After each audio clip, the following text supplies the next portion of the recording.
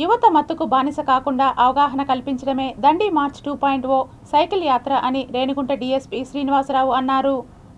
మాదక ద్రవ్యాల మహమ్మారిని తరిమికొట్టేందుకు గాంధీజీ స్ఫూర్తితో వైబ్రెంట్స్ ఆఫ్ కలం ఆర్గనైజేషన్ ఆధ్వర్యంలో చేపట్టిన దండి మార్చ్ 2.0 సైకిల్ యాత్ర రేణిగుంట తిరుచానూరు రైల్వే స్టేషన్ వద్దకు చేరుకుంది.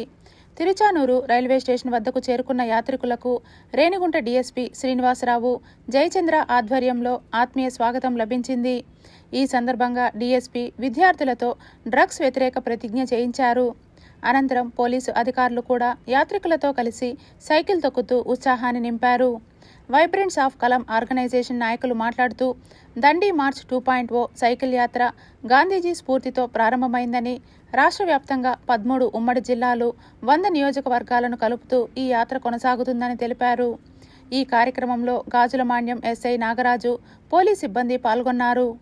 ప్రజల్లో పూర్తిగా అవగాహన కల్పించి విద్యార్థులు, యువత ఈ ఒక సన్మార్గంలో పెట్టడానికి